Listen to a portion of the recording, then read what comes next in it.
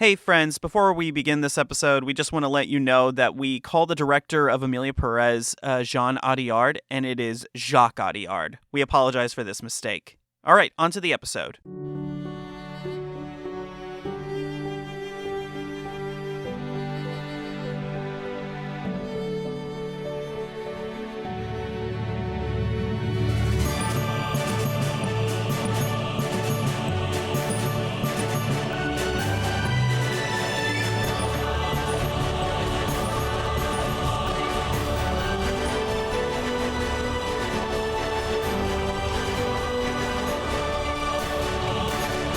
Welcome to Friends on Film, where two films come together and talk about one thing and one thing only, movies. Two films coming together? Welcome to Friends on Film, where two friends come together and talk about one and one thing only, their favorite stuff in movies. You know what? I'm overthinking the last part. Okay. Welcome to Friends on Film, where two friends come together and talk about one thing and one thing only, movies. My name is Ben Trevino, and joining me today is my good friend, Michael Dinan. How are you doing, my guy? It has been a very good day. As I understand it, like, you've been busy with school, but you've also been busy with work. You've been going. I've been really just trying to keep it moving forward just with my application, and I've been taking it easy, but I also thankfully got a chance to catch up with some of the Oscar stuff, which, yeah, there's a lot to talk about. Oh, there definitely is today. For me, I have been working a lot nonstop. Actually, like yesterday and today is my second. I have 3 days off in a row, which I'm so grateful for. And so yesterday was spent mostly just relaxing and recovering from, I just did a massive work sprint. Yeah, and I'm going to also be going back to my folks' place to dog sit, and thankfully I'm getting paid for that, and that's going to be happening at least twice throughout the rest of these next few months. And before we get to our Oscar talk, there's been a couple of things that have happened, interestingly enough. And one of those is Captain America Brave New World came out, which I actually saw opening night. And I was very surprised to wake up to see that the critics gave it a 49%. And this is making this the fourth of the MCU films to go into the rotten category. Because, yeah, you've got Marvels, and then Ant-Man, Quantumania, and then I believe it was Eternals, yeah. Well, and I will say that apparently I'm 3 for 4 because I didn't like Quantumania, but I liked the other 3 a ton. I thought the Marvels was good. I thought Eternals was awesome. I actually have a poster in my room of the Eternals. I love that movie. Mm-hmm. And I really liked Brave New World. Now, I'm not going to say it's a perfect film, and compared to the other Captain America movies, it's definitely the weakest of them. Oh boy. But just because it's the weakest of them does not mean it's a good movie. In fact, I would say that... Wait, you said just because it's the weakest doesn't mean it's... Oh, okay, my bad. I was overthinking that. Yeah, just because it's the weakest of the films does not mean that it's not good. I think it is a very good movie.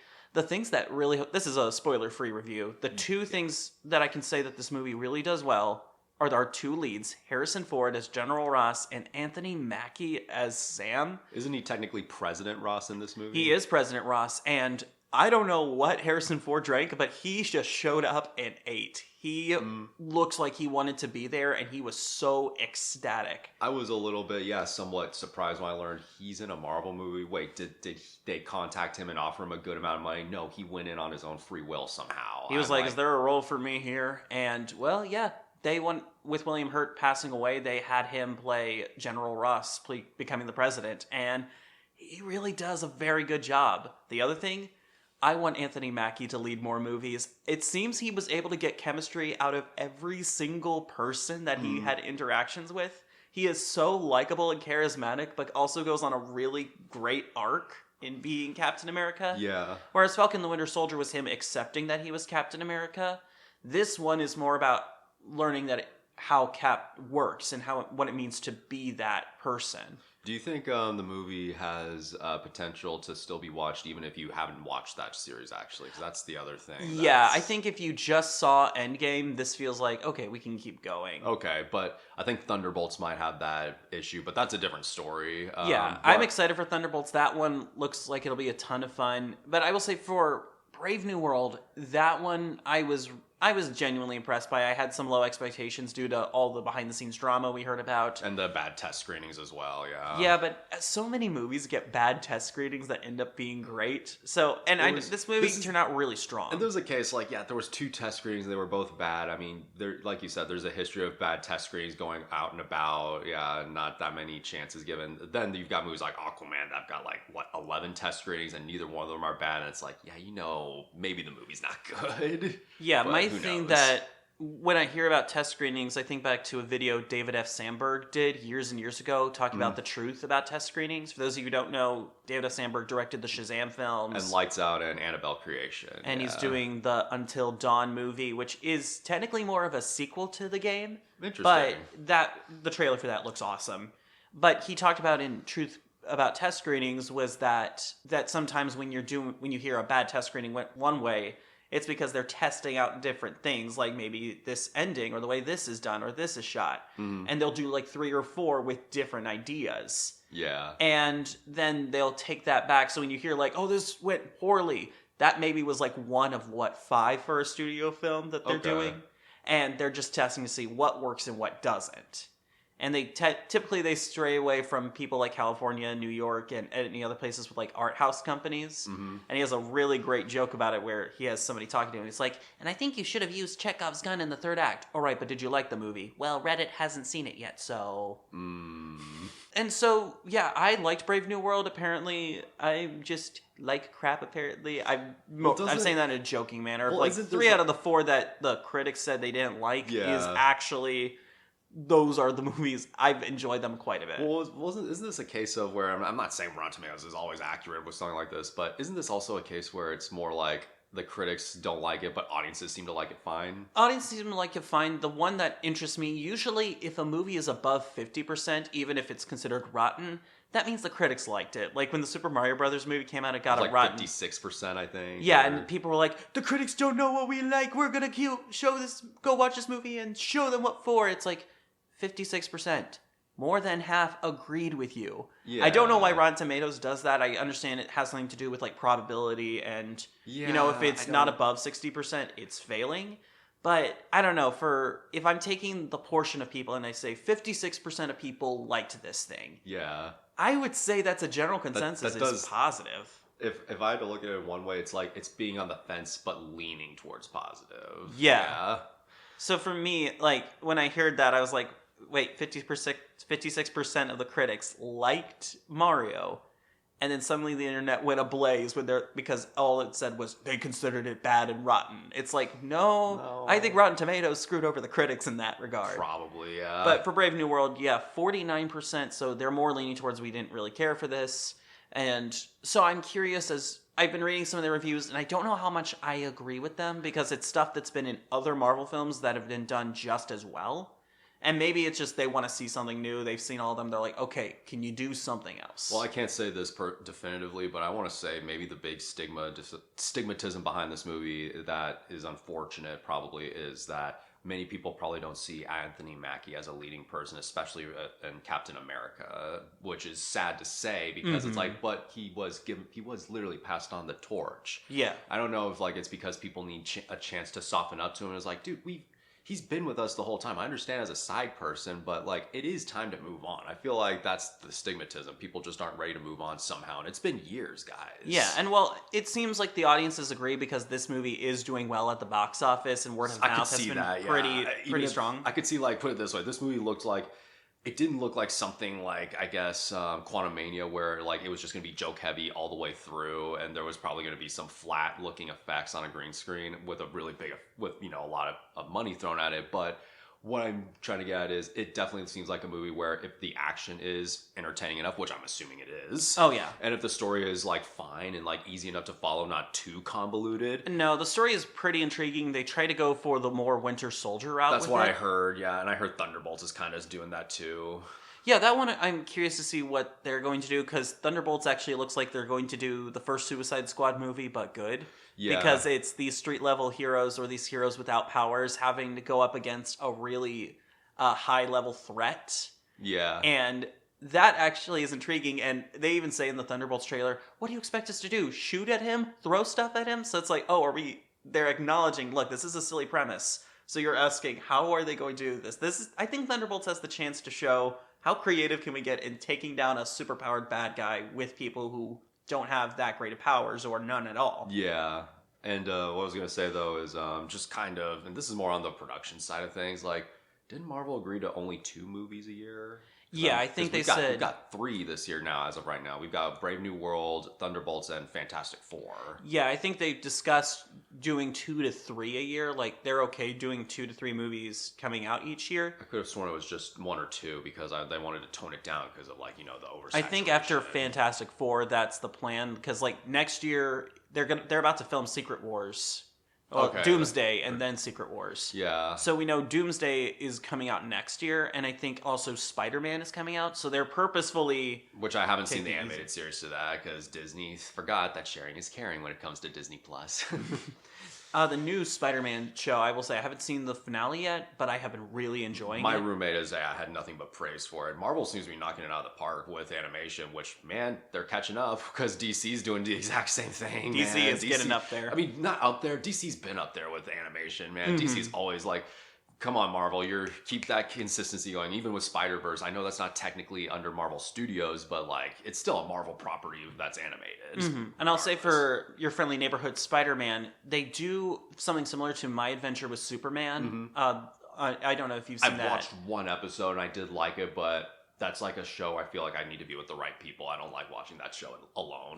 My brother and I went through the whole show, like watching it week by week when it came out. And what I like is they take the stuff you're familiar with and give it a twist and turn around, but it still keeps the heart and soul. Your friendly neighborhood Spider-Man does the same exact thing. It has a lot of those elements that you're familiar with Spider-Man, that you love. It's the things you enjoy. But then they do some twists and turnarounds that you're not expecting, but they also keep things very similar as well. Exactly, yeah. So it feels very much like, you know how Spectacular Spider-Man was taking everything we love and just going nuts with it, telling a great story? Yeah, and this is like taking this is like taking Spider-Verse's reversals they did and telling a great story with that heart and soul of Spectacular Spider-Man, where this is just nothing but love and respect for these characters. I sadly never got to watch Spectacular Spider-Man growing up, but I have seen clips of it online, and I know it's one of those shows people seem to hold pretty dear. If you can find it online, it is definitely worth going through the whole series. Yeah, and I heard it's also one of those shows that does the Venom story a lot better than any of the movies, of oh course. My gosh, yeah. That Venom storyline was the reason Venom became one of my favorite characters for years. Nice. And so, yes, Spider-Man is very, very, very, very good. Brave New World, I'm glad it's doing well because it's directly saying, hey, no, audiences still are here for Marvel. I was going to say, yeah, if anyone still said, oh, Brave New World is sucking with critics or whatever, Marvel's not back. It's like, Marvel's still got staying power. It's just, they just need some time to, like, not reevaluate, just rejuvenate. Yeah, I think Thunderbolts is going to give them that chance to try something. Even if they don't try something new, you have charismatic actors doing some really fun stuff. That'll be fun. Well, and then Fantastic Four is the one that I think they're going to change. Yeah, well, I was going to say, actually, with Thunderbolts, again, this is going to sound the same question. Do you think that movie has a chance, despite the fact that there are some characters from, maybe at least one character in there from who wasn't established in a movie but was established in a show? Do you think there's still a chance for the show to 1,000,000%, because Florence Pugh has been on a hot streak as of late, and she's the one technically leading the film. That's true, yeah. And then you have David Harbour from Black Widow back. You have a pretty stacked cast and enough familiar characters that I think the audiences are going to come see. Ghost, I don't remember too much of, because if I'm being honest, of like all the movies from Phase 1 and up to 3 of Marvel, probably Ant-Man and the Wasp was the weakest of them. But that's not which is bad. ironic. I will acknowledge it is not the best of those films. Well, it's not okay. Actually, scratch that. I'm sorry. Thor: The Dark World is the worst, like quote unquote weakest. The weakest of the weak.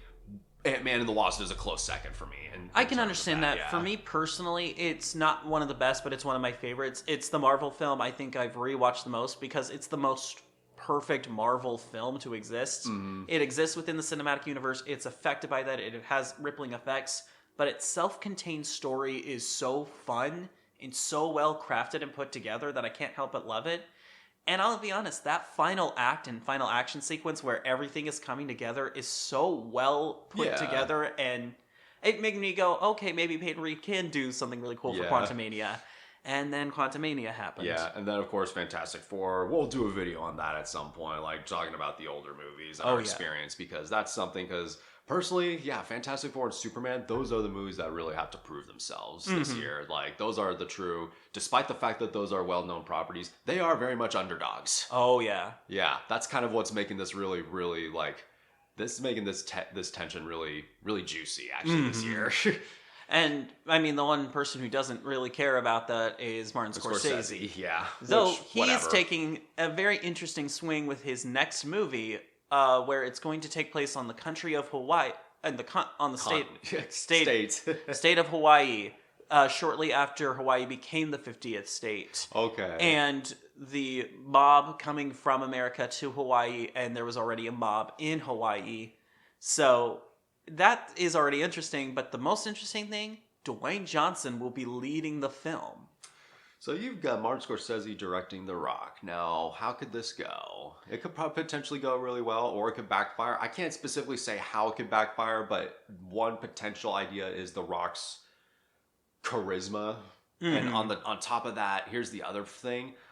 The Rock, I'm going to be honest, The Rock is not exactly known for being bad guys. In fact, okay, there's one movie where it worked okay, but at the same time, it's not a great performance from him in general, which was in Get Smart, where he's revealed to be a double agent for the company. And I know it's a comedy, and you've got the goofball going up against the good-looking jock. I get that's what they were going for, and that's fine. That's fine for that kind of setup. But anything else where he's a bad guy, like, did you ever see the Doom movie? Yeah, I was actually going to bring that up because unlike everyone else, the second he turned evil, I was actually scared. I was like, things are getting bad. No, for me, bro, I don't know if we saw the same movie, because for me, maybe it's because I was bored up until that point. Then when I saw him turn bad, I'm like, wait, we're doing this. So I was like, The Rock's a bad guy. Maybe I would have liked it more if he actually did turn into a monster and like something a little more demonic, like what those games were known for. But that's a different criticism. But we're talking about like very basic hero-villain stuff. Yeah. This one is more interesting with the complexity that might have to be played with it. That's what I was gonna say. Then we also had Black Adam, though. But I feel like that's another story. So bottom line, I don't know if his track record of playing characters who are not broken, but like are a little more nuanced in terms of how, quote unquote, not evil, but like how they do things, specifically the mob. I think we're really going to see how it works, since this year he's doing that A24 film with Benny Safdie that he did, where he's playing a boxer/wrestler. Oh, okay. And okay, nice. He said he took that on because he really wanted to challenge himself. Okay. And I can understand I can see where he's trying to take his career, because, he's been the superstar. Yeah. He's the biggest movie star in the world, biggest megastar, doing a lot of really great, awesome stuff. But to a detriment of movies also bombing here and there. I don't even think it's a detriment. It's just The Rock showing he's one of the most famous people in the world. I think he's now looking at it like, okay, I've gone from the top. I'm well respected in the movie industry, not just for the fun I do, but as a producer. Like, outside of acting, as a producer, a lot of people want to work with him. Because, well, he is a good producer. I think he knows how to get people in, and he knows how to create a vision. Yeah. And with the people he has directing his films, he respects their visions enough to really collaborate with them on some awesome stuff. And I don't care what anyone says. I enjoyed Red One. I really, really did. And... well, yeah, I liked the Jumanji sequel, so there we go. But him going to A24 and saying, I want to work with Benny Safdie because I want to challenge myself, I think now he's going... speaks volumes. How do I do now as an artist? Because as a businessman, he's killed it. But he's also in an art game, and he always has respect for the art and the craft of acting. And to be fair, he is, if anything, in a point of his life where he can do stuff like that. It's like he can actually start thinking outside the box. It's like, oh, you don't need to keep thinking this way. Your career will be forever ruined. It's like, dude, he's a billionaire. He's gonna be fine. Like, I'm not saying if the movie bombs, it's good, but I'm like, even if like there are some stumbles along the way, if he's trying to become a little more, dramatic or serious, even if there's some fumbles, he's in a spot where he can kind of make those little fumbles. Yeah, and there's room to learn too. Yeah, and I think, as you said, some of the bombs he's had are just the fumbles that he's learning from. And hey, if Martin Scorsese, a director who has found a lot of people, we went, really, you want to cast them and then give the performances that they gave? Like, everyone was shocked at how good Ray Romano did in The Irishman. Oh yeah. Like, The everyone Irishman. forgets that, but yeah, we were all like, wait, Ray Romano? I haven't seen it yet. I need to. That's a movie I need to watch with the right people. It's like I've been watching movies on my own. It's like I need to be watching some of these with people so I can hear what other people think at the moment. Yeah, Irishman, I personally really, really like that movie, but once again, Scorsese, he has returning with DiCaprio, and Emily Blunt's joining them on this one as well. Isn't Scorsese also doing a Frank Sinatra biopic with That- DiCaprio? That one has been in the talks for the longest time. I think it's coming out this year. We may get to that when next time we talk about the movies that were never made. Yeah. Because that one for a while was famous because Sinatra's mob connections were the thing that Scorsese really wanted to talk about, but the Sinatra state said yeah, no. I can imagine they didn't want to. But they've apparently had long talks. But I don't know. That I'll have to look more into that. Mm-hmm. But for this one, I'm curious it seems like The Rock is now wanting to challenge himself more as an actor and as a performer. Well, to be fair, Dave Bautista's doing that as well. It's just a smaller capacity, I guess. But he's not even also smaller. I think from the beginning, Bautista has always challenged himself as an actor. He purposefully was finding stuff that would seem in his type, but also trying to play against it. Like, even in the James Bond films, he was trying so hard not just to be the man, the muscle. He was trying to do something more. Well, he was, but the sad part is, I whether or not they did have more and cut it out, I don't know if there was enough to make an impact. Because that's the thing, I haven't seen enough performances for him where he's made an impact, with the exception of probably Blade Runner 2049. And I know he's done some comedies too, like Stuber. Which Stuber was funny, but Yeah. the one he did really well is where he was like with the little girl. Yeah, that one was actually really funny and really clever. Yeah, it's like I think he's like a spy or something. Oh yeah, My Spy is My the name Spy, of it. yeah. That one was so cute and was actually very, very fun. But yeah, I mean, like I said, if these folks want to expand their acting chops, and even like I guess Bautista's even expanding it so far to the point where he's even transforming his body, so he's almost kind of doing the Christian Bale thing where he's. I don't think he's transforming his body. It's just he can't maintain the physique he's always had. So well, he also wants to try not just maintain the physique he's had, but he also wants to try and see what he can do with a different physique for different performances as well. 'Cause yeah, he doesn't want to be Bane, that's for sure. Like, people are saying, oh, he should be Bane, and I agreed for a while, but then he said, I don't want to do that, and then he started adjusting his physique. We know he tried, but the reason he says he doesn't want to do it anymore is just because he's not, like 5 or 10 years ago when he was pitching it, he was at the right moment to play Bane, but now he can't that, do that ship has anymore. sailed. Yeah. That doesn't mean I don't think he can't be in DC with other roles or performances. Some people have even said Hugo Strange for him. Yeah, that would be great. Or if we did an Elseworlds Lex Luthor, Citizen Kane kind of movie. Man, he'd be good. Yeah. But yeah, I think for The Rock, I want him. I'm always excited when mega superstars like that, somebody who hasn't gotten to show what they can do, but has been working with great people around them and learning from them. Yeah. He is genuinely trying. And look what he did when he did Moana. He hates it so much when celebrity voice actors don't give a great performance. Yeah. So when he went to Disney, he was saying, I'm not going to just do this with my voice. I'm going to actually go for it.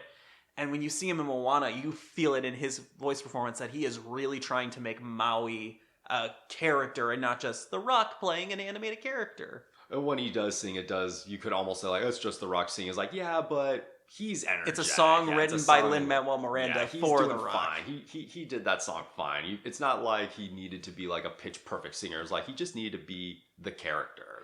Honestly, when the song was written for him and Lin-Manuel Miranda was directing him, it worked. It was and You're Welcome is still such a fun song.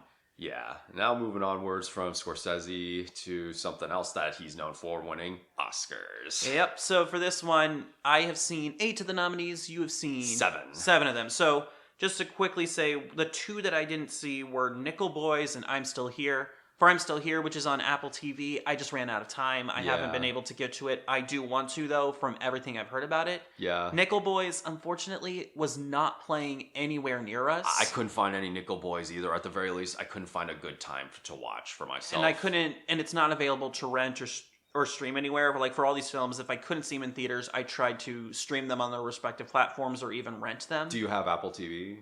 Yes, don't have the subscription. Okay, I've got Apple TV, so man, I wish we could have like collaborated on that, but eh.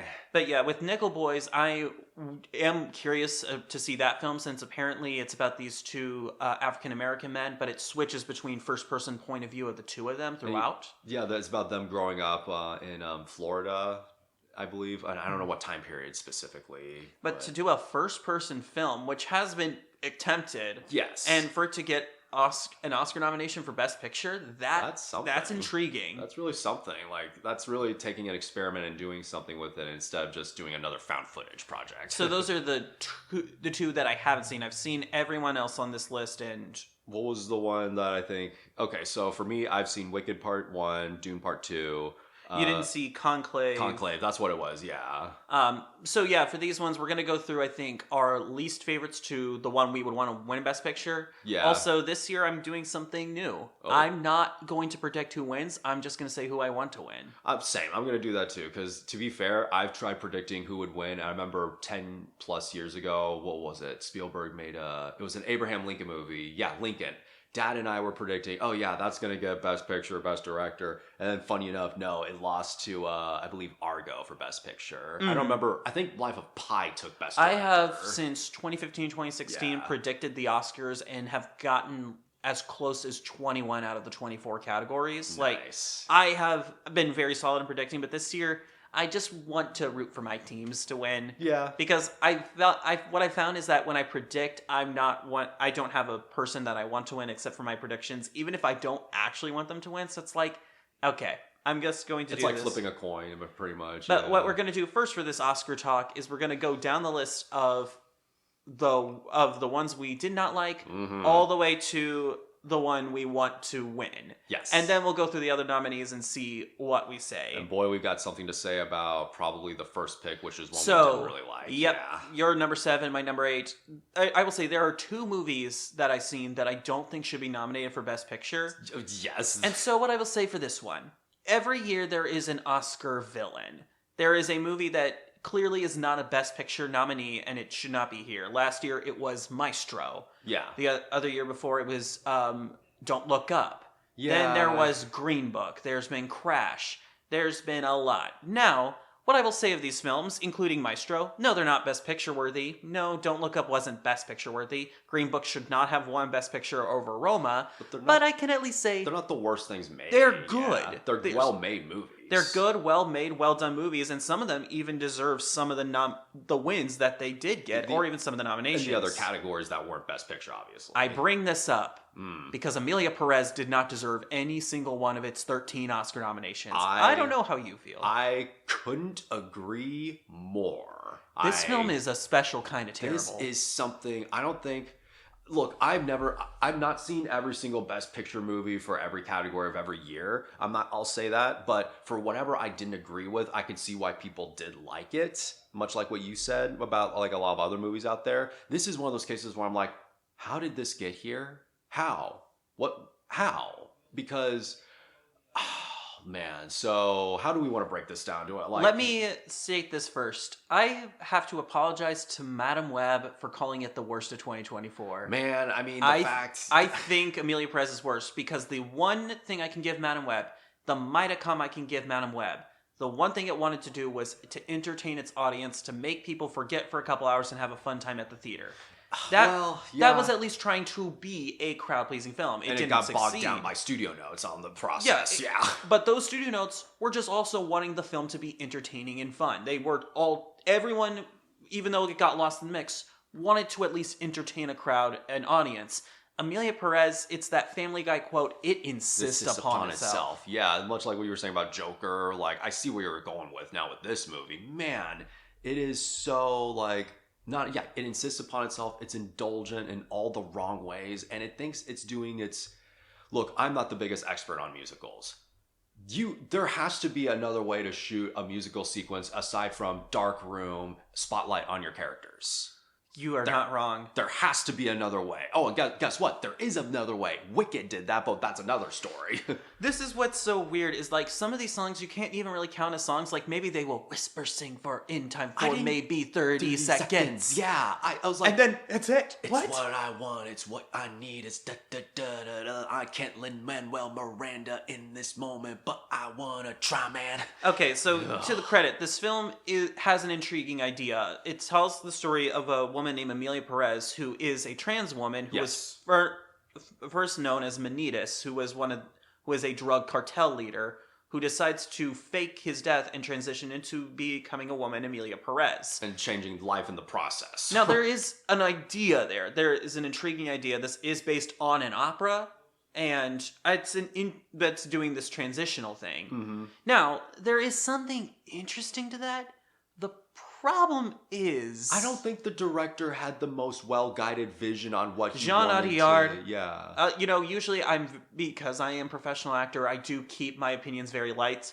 I will say for this, I'm not. Jean Audiard is a genuinely terrible filmmaker for this. Yeah. And some of the comments he made, like at the Critics' Choice Award, where it somehow won Best Foreign Language Film, he said, Mexico is against our film, but as you can see, taste and intelligence always wins. And when he was also criticized about like how his portrayal of Mexico, he just said, "Look, I'm just using Mexico as a backdrop. It's just the background I chose for this location. It doesn't matter what I'm portraying." It's like, yes, it does. You are taking a very serious topic of a drug cartel and making it seem like it's just an inconvenience. Yeah, and you're also making it seem like it just, not that it doesn't affect everyone in Mexico, but you're just making it seem like people in Mexico, like, just not it's just, I'm really, really amped up on, like, what he was doing with Mexico in this movie, man. Like, oh, yeah. I'm just going to keep it together and be like, look, I don't think he had the most misguided vision, like, possible. I don't think it was even well-intended. No, like, it feels really horrible. And for him to also have said Spanish is the language of poor people...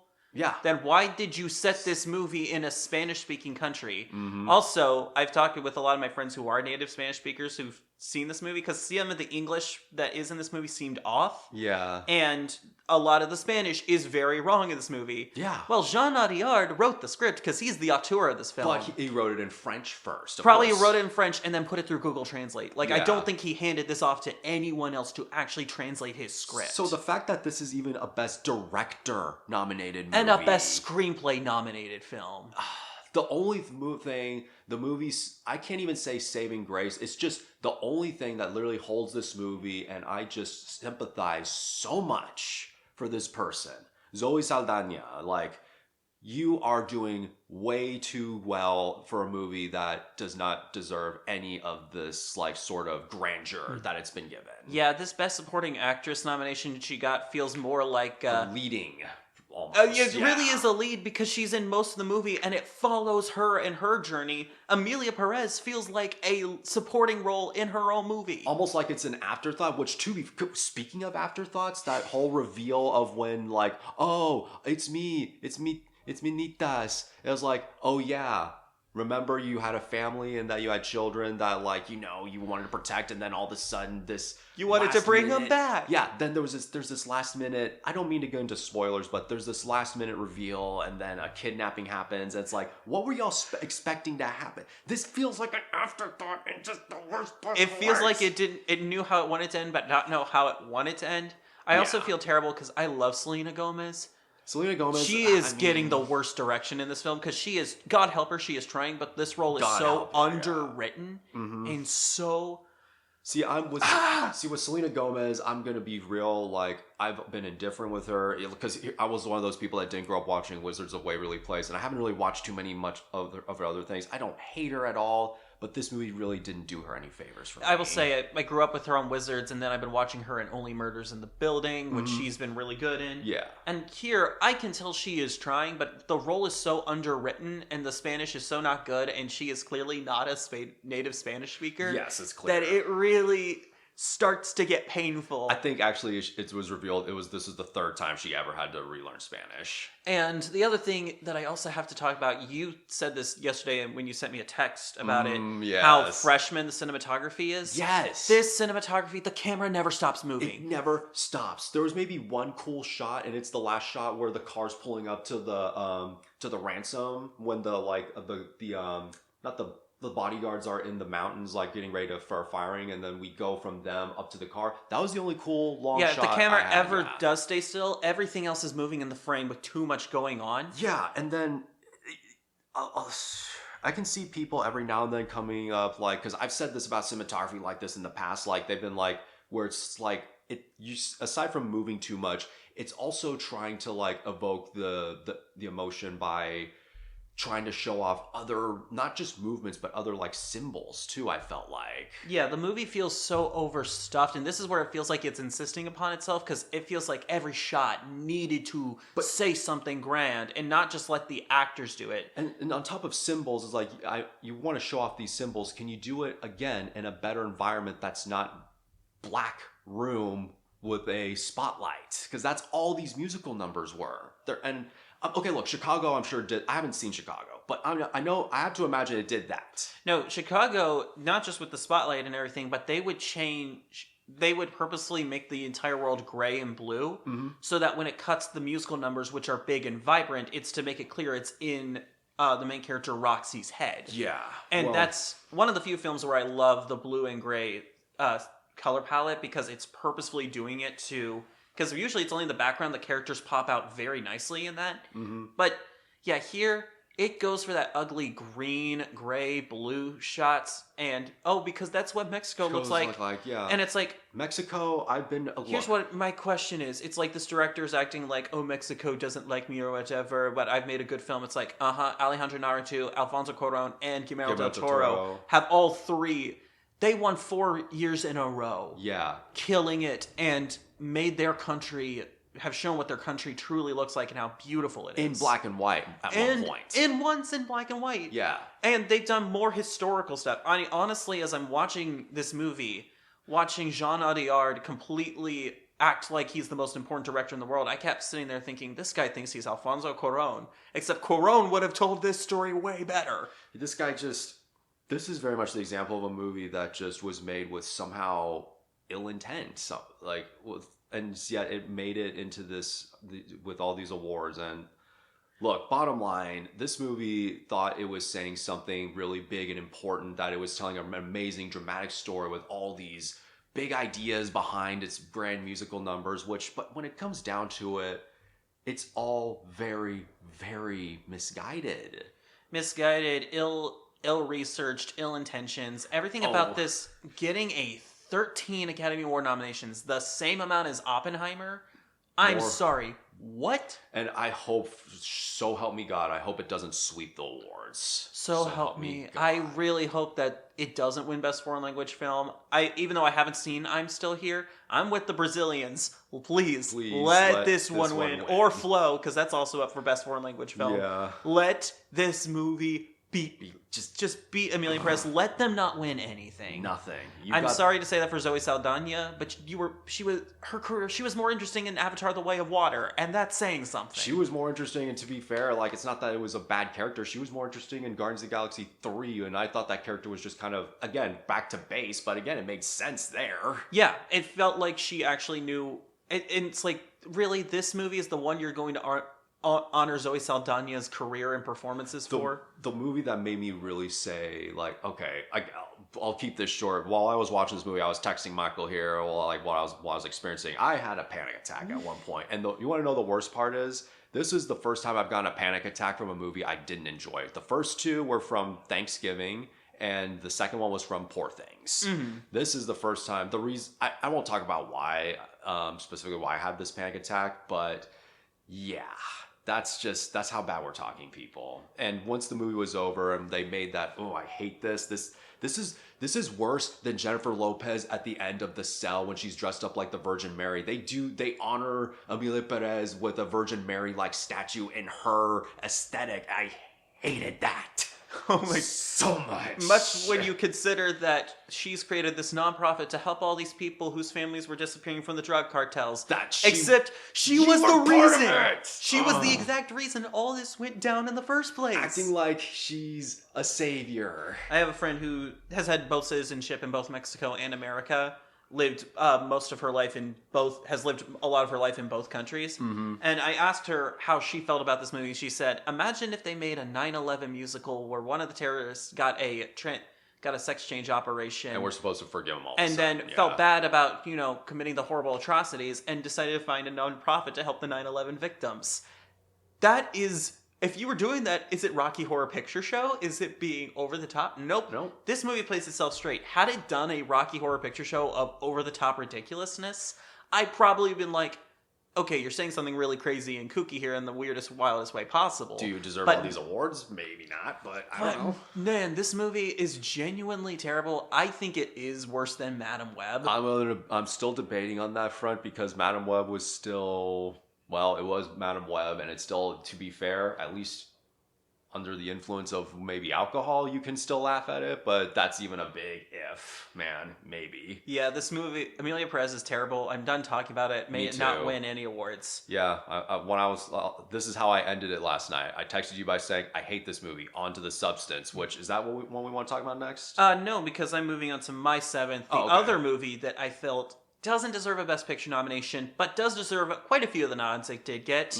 A Complete Unknown. Oh yeah, I think I'm with you on this one, but here's the thing. You're not going to hear, I hate this movie from us. No, I will say my one issue with this. So James Mangold is one of my favorite directors. He's a great director, and his other two biopics I adore. Walk the Line and Ford v Ferrari. I love Ford v Ferrari, yeah. Here's the thing without Walk the Line. I was not a Johnny Cash fan, but I watched that movie and I wanted to go learn more about Johnny Cash. Ford v Ferrari, I knew nothing about Ken Miles, but afterwards I went and looked up all the stuff about Ken Miles. Because those stories were so fascinating. Here, I'm not a Bob Dylan fan, and I didn't really walk away wanting to know more about him. I like listening to Bob Dylan music, and I felt the same. I didn't really walk away wanting to know more, but here's what I will say. In terms of, because this is how I describe it, I've seen a lot of like biopic musician movies, or just bands. So case in point, Bohemian Rhapsody, Rocket Man. Personally, Rocket Man is my personal favorite. I love Rocket Man. Out of stuff these kind of movies that come out. When it comes to this movie, it's definitely not like the worst made, obviously, compared to what we just talked about. But it does feel very basic in terms of like presentation for who Bob Dylan was, and that's not bad because here's the thing: even during some sequences, I was tapping my foot to the music that, like, especially Times They Are Changing. That's one of my favorites from him. I was like kind of mouthing along with the music. I didn't really sing out loud because, well... We were in a theater. And it was quiet, and I want to respect the audience. Now, if the audience started singing too, I would have done the same thing, but yeah. Yeah, for this one, it just feels weird that this is James Mangold's first Best Director nomination. That is, considering that it's not a bad made movie. It's just, this just kind of feels like... It feels like if another director was given this opportunity, I could see why they would get this nomination. But hey, James Mangold, you've made Walk the Line, made Ford v Ferrari, Logan. Here's your first director. And it's like, well, you kind of just told the story of a guy who existed, really. That's what happens. Yeah, my other thing that I did, that I'm going to get something, I do think Timothée Chalamet deserves to get nominated, not for this movie. Oh, really? I felt, we'll talk about Dune Part II a little bit later on, but I felt his performance as Paul was way more intriguing and interesting than him as Bob Dylan. Which is kind of funny to say because this is the performance where Timothée Chalamet is now becoming one of those actors who's become like the stoic face, like cool guy, much like Russell Crowe and who else is a stoic face cool guy? Daniel Day-Lewis and Daniel Craig. And Daniel Craig. Yeah, so he's getting there. Like, I don't think he's mastered it, but he's slowly getting 29 years old, is already on his second Academy Award nomination. Yeah. Not bad. But I gotta be honest, I don't know how Bob Dylan was in real life. I don't think that kind of performance works with Bob Dylan, if I gotta be honest. From what I understand, it was pretty accurate. Oh, okay. So there we go. I couldn't say that definitively. It was just how I felt. But yeah, with his performance, now his singing is great, actually. Yeah, when they were playing the actual Bob Dylan later, I was like, that's not Timothée Chalamet singing as Bob Dylan? Wow, that's incredible.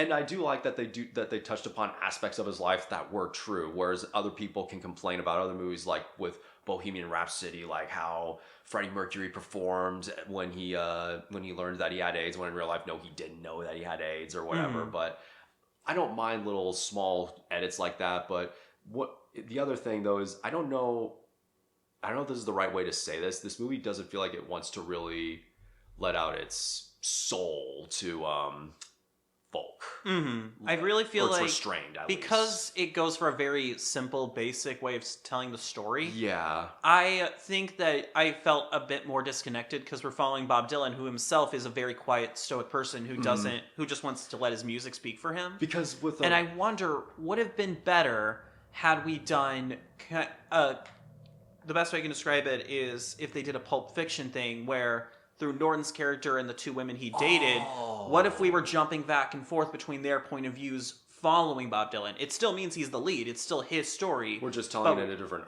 order. Different eyes and different audiences. Yeah. I wonder if the film had been edited like that.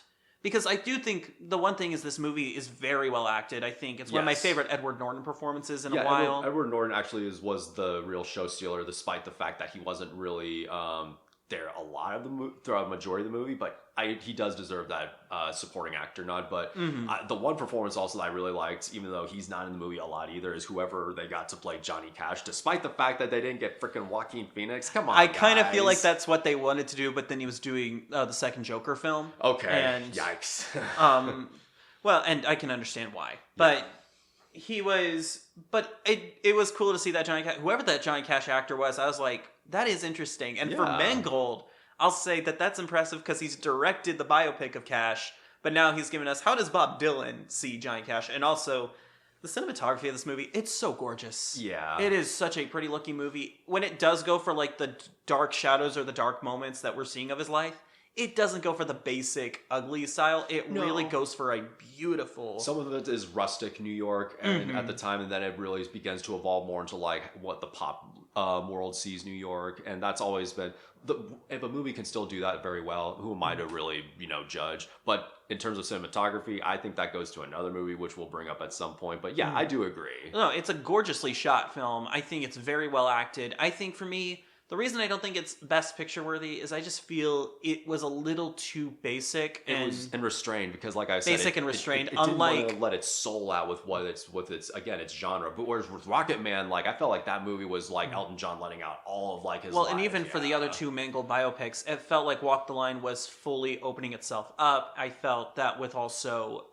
Ford v Ferrari, that it let out its heart and soul, and it feels like that this one, that A Complete Unknown, is trying. It wants to let out its soul. It just doesn't know quite how to do so. Yeah. I think it does right at the very end with the last concert. I can agree with that, especially in sequences where they are even playing the music. Like I said, with times they are changing. I was bopping my foot to that. I was like, yeah, but I think the best way I can describe this movie, and yes, I guess you could say this may not be a glowing review, but it might as well be compared to what we were talking about last, even though I'd say you could call this a well-lit review in terms of, yeah, there's some great things here. And I just think in terms of Best Director, and Best Picture, you're right. I can't say I agree, but here's what I will say. Let's say you probably weren't the biggest fan of the last Indiana Jones movie, which I didn't see. I know you saw it and you really liked it, but let's say some of us weren't the biggest fan.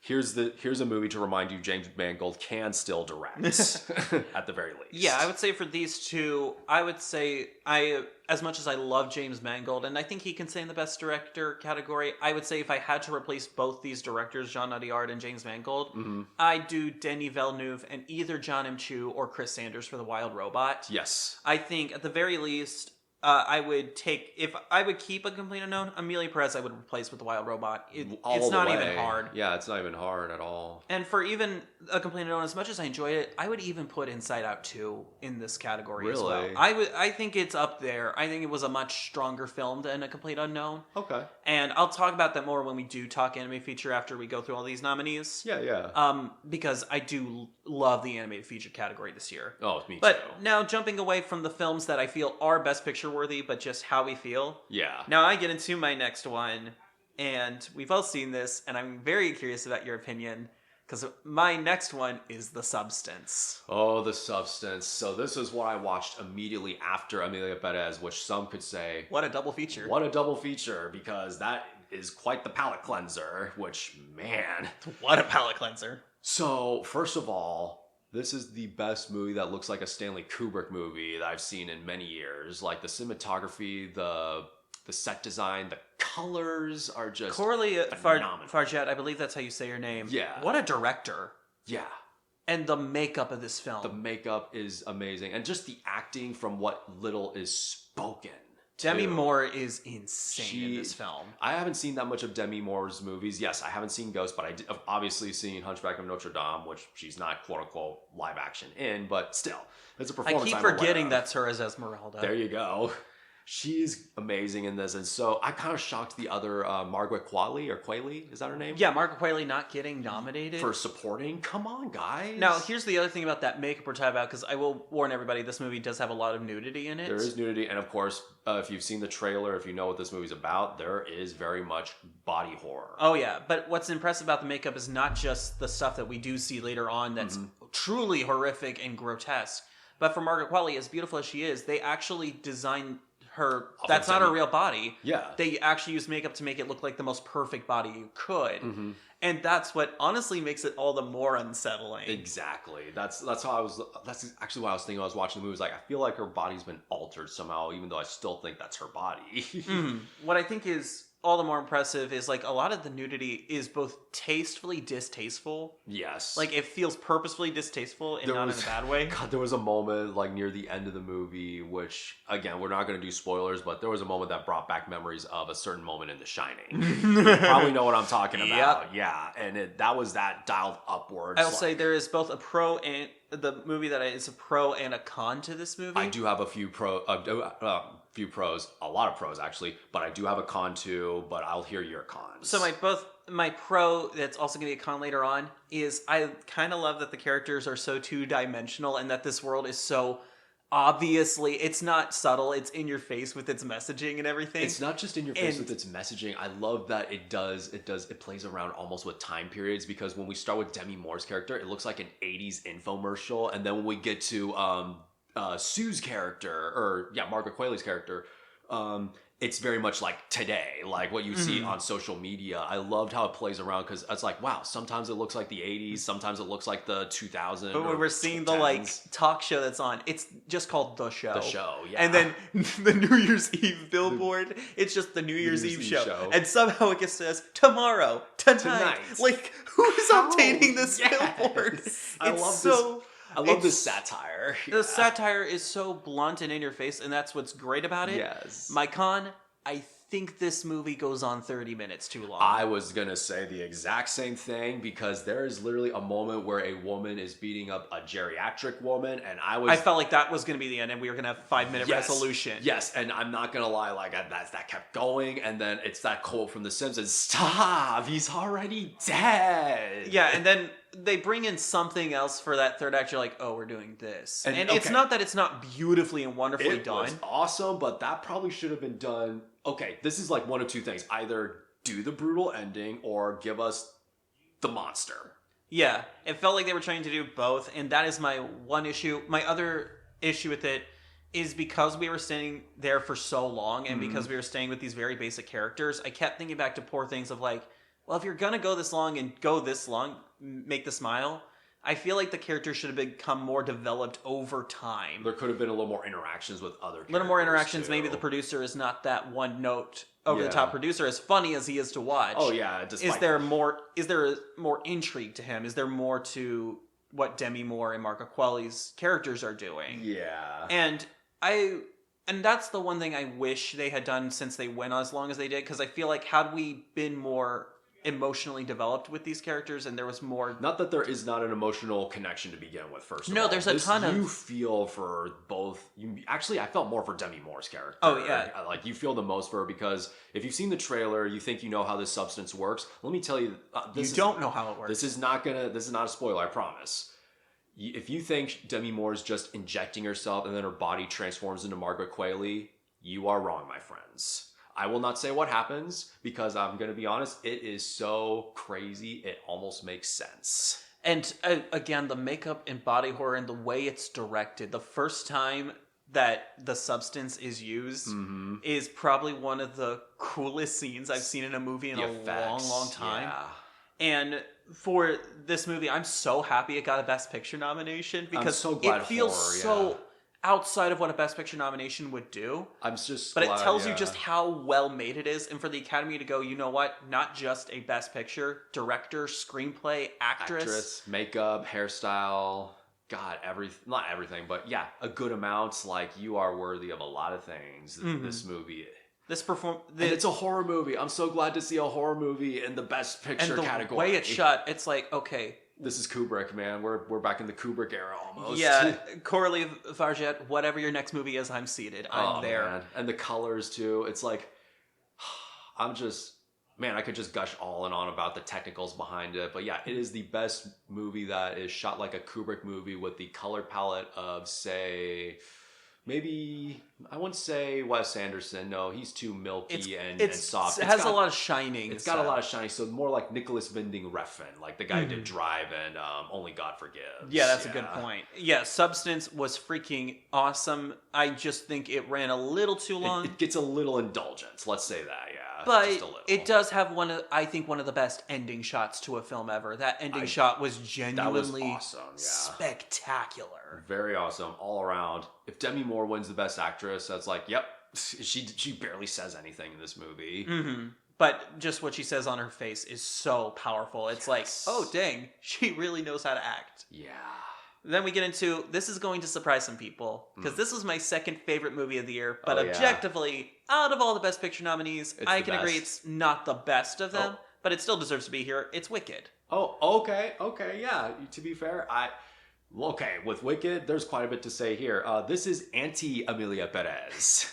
In every way that is good. Yes. This is like, if Wicked, here's what I'm going to say. This is how much I love this movie. If it gets a Best Picture, that's where I'm going to be like, take that, Emilia Perez. Like, take that. But, okay, we're done.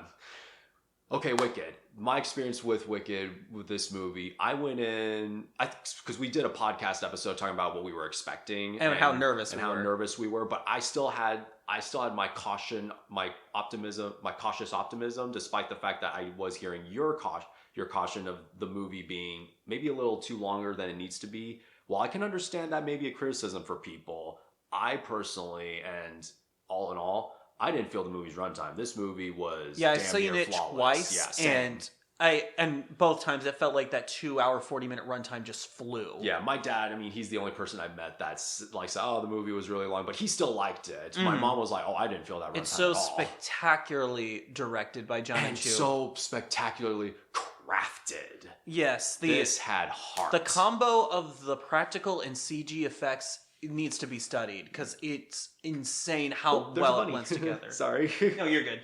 There was a bunny outside the door. Anyways, speaking of animals, what they did here, now, at first, if I were to say it out loud, because if you've seen the play, the way they portray animals, you could argue, oh, that's what they'll do. They might do some prosthetic or CG.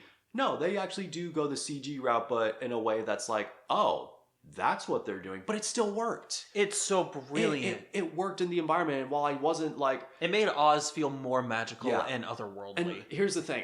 The effect, okay, if you're going to be like, oh, how real looking was it? It's not so much a matter of it looking real. It's just a matter of it looking good. Because this isn't Richard Parker from Life of Pi, the tiger, who is phenomenal to this day. But there's a reason why that tiger looked real. Because they were portraying a real tiger. Yeah. This is Oz. You can be a little more fantastical, but... They make him look believable. The animals, as you know, I know their effects, but there is heart behind those animals, behind those digitally infused eyes that. But as wonderful as the effects are, the performances in the story really make it work. Cynthia Erivo really knocked it out of the park. But I do have to say something. As much as I adore Cynthia Erivo, I think she deserves a Best Actress nod. I am disappointed in her currently because they just announced the Hollywood Bowl's production of a musical I'm not a fan of, Jesus Christ Superstar, and she will be playing Jesus. I have to say that I'm okay with a lot of gender bending and race bending of a lot of stuff. I think for Jesus, that's a person I genuinely worship. I do genuinely believe.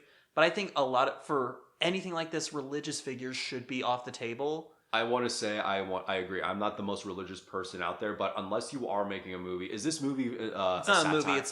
It's the stage show at the Hollywood Bowl. Okay, so I don't know this stage show, so I have to ask: is it a parody? Is it meant to be a No, comedy? So it's the best way I can describe Jesus Christ Superstar. It kind of, sort of, not really plays with the idea of what if Jesus was a man and not the Messiah. Okay. But it doesn't even really play with that.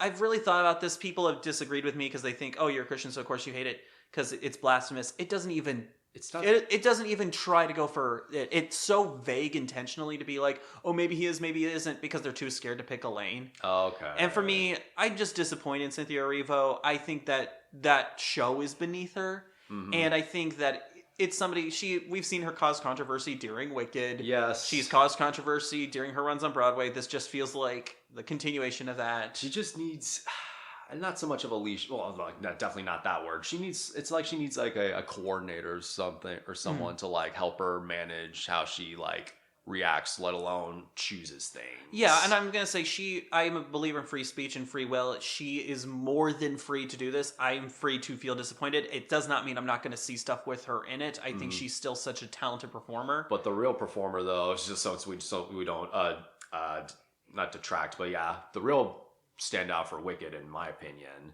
because I didn't watch too much of her things growing up, nor did I listen to too much of her music, was Ariana Grande. I didn't know what to think, and I was like, oh boy, like what are we gonna do? Like, because Glinda, I'm not saying it's a precious role for me, but that's a role that can be really funny or really annoying very easily, and she knocked it out of the park. It's so good. Like I called it that. Like once I saw the movie, I was texting you up saying if she gets a Best Supporting Actress nod, like for the Academy, like great. And God, yeah. And I mean, her performance is so good, and the fact that she was big on, I don't want to do Ariana Grande playing Glinda, I want to be Glinda. Yeah. And every second of it is like, yep. And not just in the comedy, which she kills. Like, Popular is one of the funniest scenes I've seen this year. Just her voice. But the dramatic stuff, both at the beginning and the end of the film, is genuine. She is standing toe-to-toe with Michelle Yeoh in these dramatic scenes. Yeah, she gets a hug from her at one point. I was like, oh man, you... And if you know what comes in Act 2 for Part 2, you're sitting there going, oh, this is going to go. The really cool thing with Wicked Part 2, which is, I understand why people probably don't like that this is a two-parter.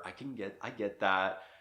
If you want to blame someone, blame Harry Potter. That's all I have to say to that. But the other thing I will say is, I don't know how you could have done both acts as one movie when Defying Gravity is right there. Like, how do you move on? That's that was actually what I was going to say, because Defying Gravity is literally a showstopper. Like that is the definition of a show-stopping song. And on top of that, this is the interesting thing. I'm still going to see Part 2. I'm still very much hyped and excited. But regardless if there wasn't going to be a Part 2, I actually would have been fulfilled with just this one movie. Mm-hmm. Despite the fact that there are very much still some plot threads that need to be addressed. But I won't go into those spoilers. Yeah, I think it is a spectacularly shot, spectacularly acted. Spectacularly just sung, spectacularly just designed and crafted movie. Yeah. And it's because Cynthia Erivo makes you care and love Elphaba so much. Yes. And when she sings, it's like the first time you hear her sing in The Wizard and I, you're like, oh, I am elevated, I'm uplifted. Mm-hmm. And then you get to Defying Gravity, which I think out of all these films might have the best scene of any of the Best Picture nominees this year. Yeah. Defying Gravity is truly just one of those mic drop. We just did this. If you've seen the stage show, it's different enough to give you more of what you love about it. It's different enough, but there's also one of those moments where they replicate a certain image, or I say image because you can't really do a shot from a play, but an image that we see from the play in this. And even if it is CG, it's like, it still looks amazing because... Mm-hmm. Let me put it this way. In the play, you're in a dark environment. In a movie, you can play around with that lighting. So, yeah. And the other thing, I will say the one nomination I don't agree with it getting is the Best Original Score nomination for Stephen Schwartz and John Powell. Yeah. As much as the score is good, the real winner of this is their orchestrator, Jeff Adamajian, who has done a lot of great score work. He had to take the London Symphony Orchestra, which I think they said was an 85 to 100 piece orchestra, and take this iconic music and make it sound this big and cinematic and grand. Yeah. And from the moment you hear those first drum rolls, you know we're in for something special. Yeah. And I love that they took everything from Wicked. Like, at the end, when they extend Defying Gravity, and they have those timpanis, that was actually part of the 2001 Broadway tryouts. Oh, really? When they were testing it out and it just didn't work, they felt it was too big and grand for Broadway. Like, okay, we're indulging ourselves here. But they took that and added it. For the movie, they're like, you know what? Because John M. Chu said, we thought about cutting it at the battle cry, but he said, I want us to stick with Elphaba because he saw, I think he even referenced the Batman in the way that the way that the movie ends with us seeing Batman looking away from Catwoman and into the light. He said, that needs to be for Elphaba because we've seen her do this big battle cry, how epic it is, but we're going to hold on her this last shot as we see the realization coming into her face of what she's doing and the determination she has to make into it.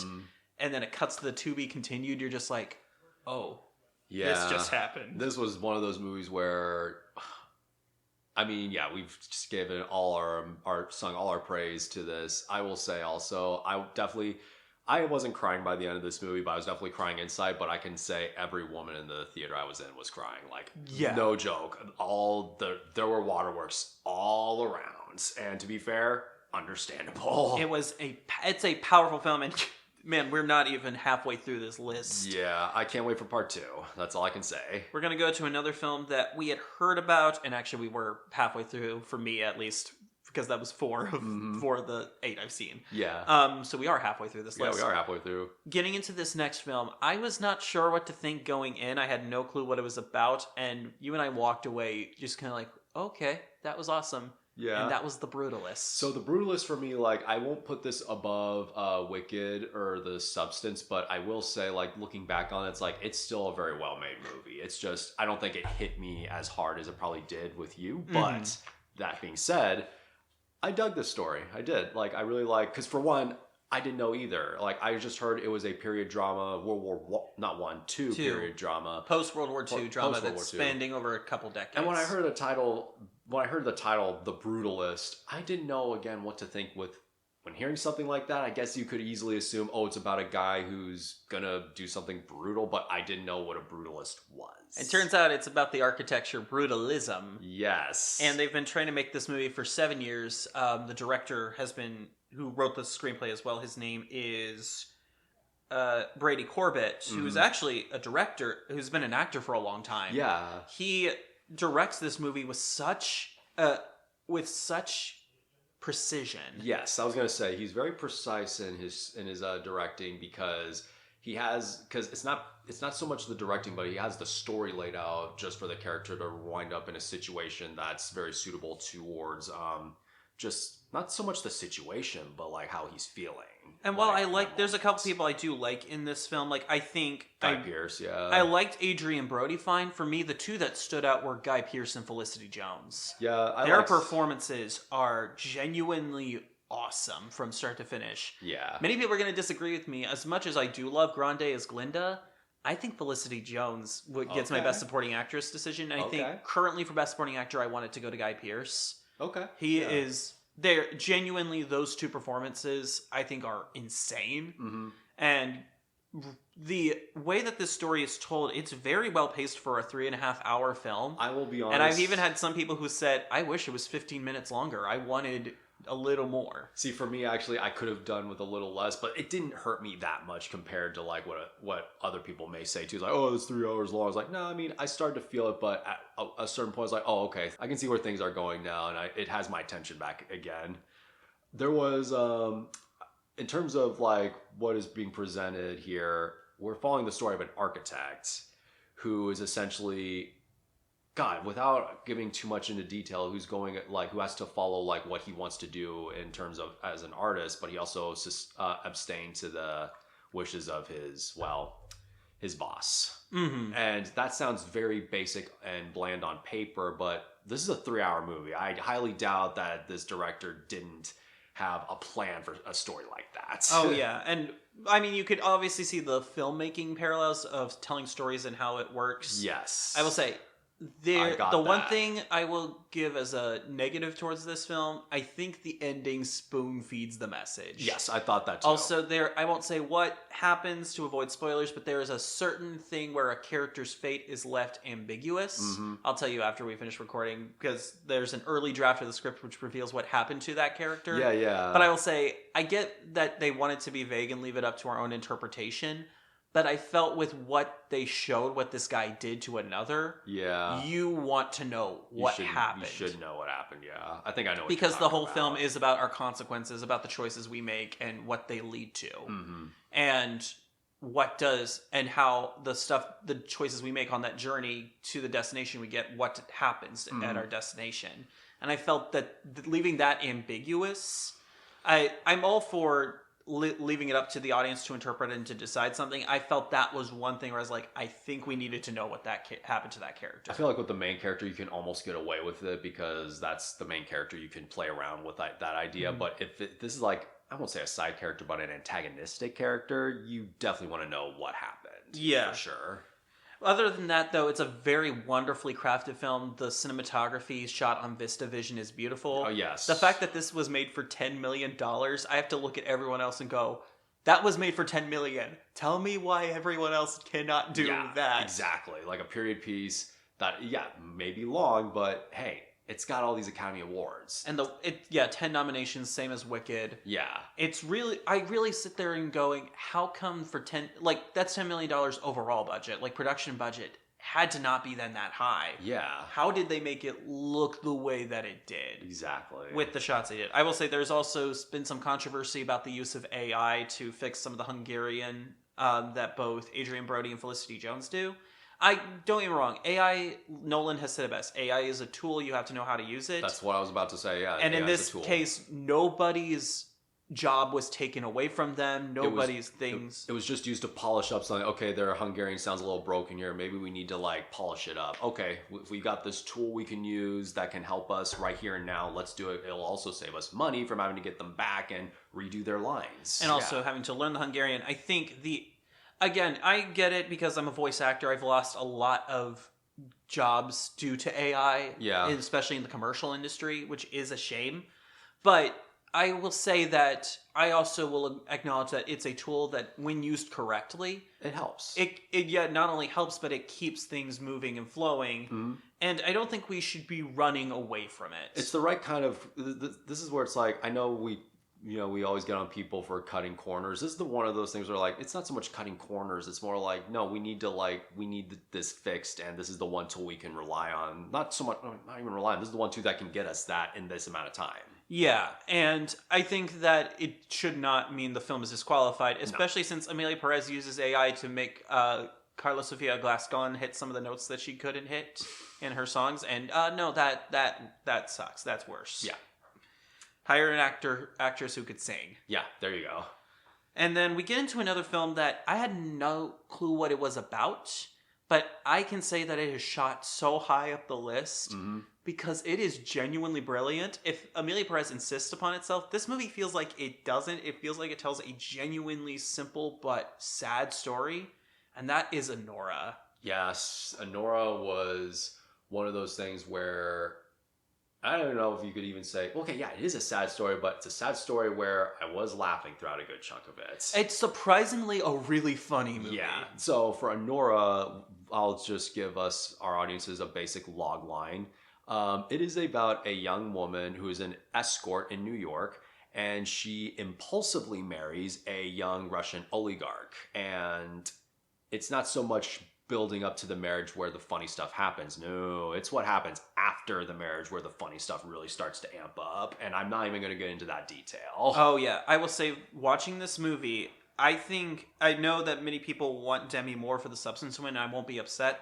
For me, I want Mikey Madison to win for playing Anora, because the whole movie hinges on her being really, really good and being able to carry both the dramatic and the comedic senses while also creating a very likable character. Not just creating a likable character, but a character that like you can like actually follow in the sense that like what they're going through. Because here's the thing with this movie, as I was watching it, the movie begins, and this is definitely not criticism. This is actually something I thought was really great. The movie has very, very quick pacing at the beginning. Well, okay, not quick, but the pacing is very fast. Yeah. Like, and at first I felt like, man, there's some editing here that's a little bit like, not like choppy, but fast. Like, oh wow, we're going from here to here. But once the wedding's done, things start happening at a gradually slow moment where one crazy thing after another happens, and it works even better. And then when I look back at that, it's like, okay, yeah, that fast pace makes sense because this is impulse. That's what it is. Yeah, she's doing this on impulse because young people can be really dumb when they're hooked on something, well, case in point, sex, let alone money too. That's, yeah. It was so brilliant, like showing like how that all developed. And then once the marriage happens and we start seeing everything unfold, it's, yeah, if this movie has a best editing nomination, yeah. It does, because the director and writer, Sean Baker, also edited the film. So he's gotten 3 nominations for writing, directing, and editing, That's which I think, yeah.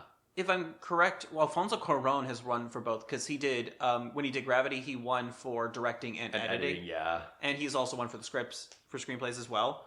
What I think is so impressive, also one of the things I'm also really happy to, Yura Borisov, who played Igor, yes, he's got a Best Supporting Actor nomination. Interesting. And I will say this movie is really funny, it's really great, it does a lot of great stuff, but it gets to an ending. And I think out of all the Best Picture nominees, this is the best ending.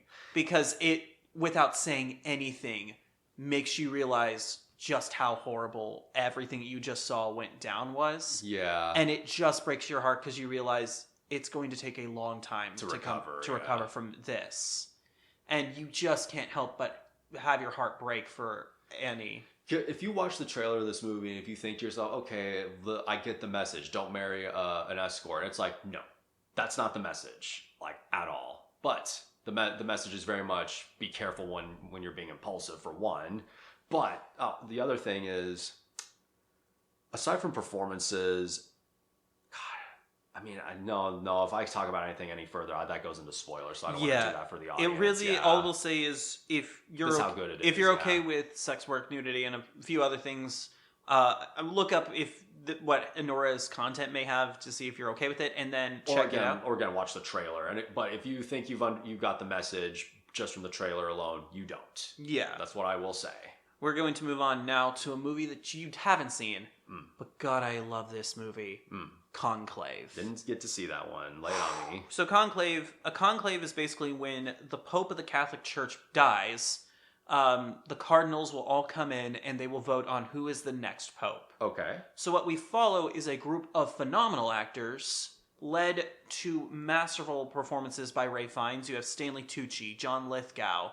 Wonderful, wonderful talent just all around the room.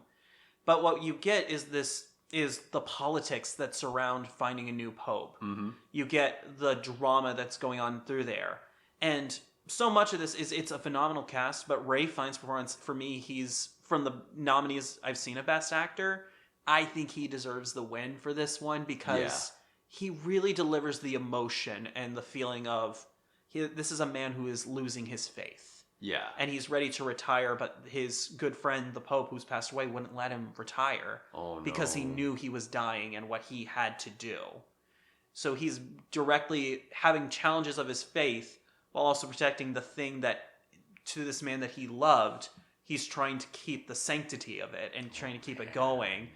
And it's quick, brisk 2 hours that flies by. And it feels more like the editing, would also be the film I want to win Best Editing. Really? Because the way it cuts just in dialogue, the way they will choose to let it hold and sit is so brilliant. It feels more like what a boxing movie would do with its editing and the way it holds on things. Like, when a punch happens in a Rocky film, they'll hold on the reaction of that punch. Yeah. Ralph Fiennes will say something, or something will say something to Ralph Fiennes' character, and just their reactions says more than anything. Gotcha.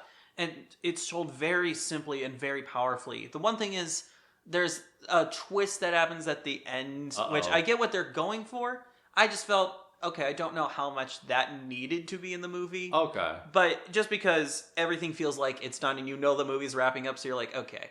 You're just trying. It felt more like, okay, we're adding this in to add to the message. It's like more than anything. It's like you've watched the movie and you're like, okay, I liked what I saw, but was that necessary? Yeah. But it's still a phenomenally edited and phenomenally directed film. I'll have to give this a look at some point. Yeah, it's on Prime. It's so worth checking out. I think Ray Fiennes' performance is insane. It's immaculate. But the screenplay is also, it's so tightly written. Yeah. And combined with the amazing editing, it's genuinely so spectacular in the way it all comes together. Okay. And it really is one of those films that's brilliant. And we've been updated that the Pope is in the hospital right now, and they don't know if he's going to make it. So this movie suddenly has become relevant. That's crazy when art becomes relevant to what's happening currently. It's happened quite a bit these last few months. Yeah, and I feel like Conclave it's just interesting that now that this movie is out there and become popular at the time that we might see another Conclave happen in the near future, that is even more fascinating. Really interesting when film can do something like that in quite a moment in an era. And so it's a very strong film with some really interesting things. The commentary it makes on the Catholic Church is very, very powerful and palpable. Yeah. And the ending where what brings them all together is really, really, I think, a really powerful message that is very, very strong. And yet, as much as I loved Conclave, it's not the best picture. I think anyone who listened to last time's podcast, they know what our number one is. Well, sadly, our number one of all time from last year is not on this list, but it was our number 2, that being Dune Part 2. What a movie. What else can we say about this? Because we already talked about it. The fact that Jean Audiard got nominated over Denis Villeneuve for Best Director. This just says so much about like what's wrong. What is wrong? Because Denis Villeneuve really, it's like he's crawling up there as like trying to like not become the next Nolan, but he's like borrowing notes from Nolan, saying, "Okay, Nolan, I know how to direct." The fact that the Best Adapted Screenplay went to Emilia Perez and not Dune Part 2. The fact that, what else? Best leading actor? Well, Best lead actor should have. I feel like there's a couple of things here that I would say. To be fair, in acting, I would agree with you with Timothée Chalamet on this. Yeah, I think Chalamet should have been nominated for Dune Part 2 and not A Complete Unknown. And Zendaya too, as well. I think she's there. I think the other two performances. The other thing is I don't know who in the Best Supporting Actor I would have replaced, but I think Javier Bardem could have been a strong contender for Best Supporting Actor. Yeah. Best Supporting Actress. As much as I loved Monica Barbaro in A Complete Unknown, I think Jessica Chastain as Lady Atreides should have been Jessica Ferguson. Rebecca Ferguson. Rebecca Ferguson, yeah. This is why I have you to correct me. Rebecca Ferguson, I think should have been, in Best Supporting Actress. Yes. And because her performance of this woman who we've seen be this really sweet motherly figure, choosing to manipulate her own son and this entire planet to gain the power because she sees it as the thing that she's born to do. Mm-hmm. And the fact that you almost agree with her is terrifying. Yes. But on top of that, the shots, the cinematography, the effects. The fact that even Emilia Perez is standing toe-to-toe with cinematography with this movie. Somehow, Emilia Perez gets a Best Sound nomination alongside Dune Part 2 and The Wild Robot. I'm sorry, if Emilia Perez wins anything over any of these movies, there's going to be problems. But problems I can't fix, unfortunately. Thank God they did not get a Best Production Design nomination for Emilia Perez. Also, Best Cinematography, also against Emilia Perez. That's what I'm saying, yeah. Dune Part 2, that's like, no. I mean, we'll talk about that in a minute. But I know Nosferatu, I think, has cinematography in there somewhere, but that's something else. Yeah, Emilia Perez somehow got a Best Editing nomination over Dune Part 2. And I'm just going, did we not watch the worm writing sequence? Yeah. Like, again, I want to keep praising Dune Part 2, but I have to keep doing it by saying Emilia Perez is really just that bad. It's just that bad. But with Dune Part 2, with everything that is crafted so well, it just feels like we have epics in cinema again, all in all. And you heard the news they're doing Dune Messiah? Yeah. And that they're filming this summer. Really? They've actually fast-tracked it, because Villeneuve said once he saw the reaction to Part 2 and he started just kind of writing it, because he said he was going to do other films before then, he said he started writing Dune Messiah and he said, dang it, this is my next movie. Oh, man. And so they okay. started writing it. They're already on track to film it this summer. I thought this was going to be something, because I knew the movie was in production, or at least development. I thought this was going to be something that would begin like next year or something like that. Nope, they're doing it this year and probably going to have it out by next year. That would be awesome. Which means Dune Messiah it says the world wants Dune to finally be out there. Denis Villeneuve wants to do it. Mm-hmm. And where Dune Messiah, I think they said they're also going to combine Children of Dune into that. Yeah. Where I know that story goes, the story of Paul Atreides is going to get its ending. Nice. And especially where they took it, because they did they did something different from the book at the end, which is actually way more intriguing, but adds more to what Frank Herbert was trying to say with the novel. Yeah. It's like, we are doing this. Dune Part 2 does have my choice for Best Picture. Yeah. I don't think it will win. But I think the one thing I do want to talk about is this is a movie, unlike Emilia Perez, Denis Villeneuve is very much a director, not only of great craft, but just great respect, not so much, again, in the regard of filmmaking, but in terms of like what was attempted to, because I feel like it would be not blasphemous, but it would be a little bit premature of us to talk about a Dune movie without addressing the unfortunate loss of a great director, David Lynch. Yeah. Who made his version of Dune, which granted wasn't amazing, but to be fair, much like Ralph Bakshi's Lord of the Rings, it had a big influence for Villeneuve in the same way that movie had an influence for Peter Jackson. In fact, quite a bit was borrowed. Like the suits that we see them wear in Dune, those are actually almost the exact same design from David Lynch's movie. And Villeneuve, he released a statement like actually essentially thanking David Lynch for making the movie, despite how we may look at that movie as something bad and like, yeah, I understand why it was a bomb. Oh, it was so weird.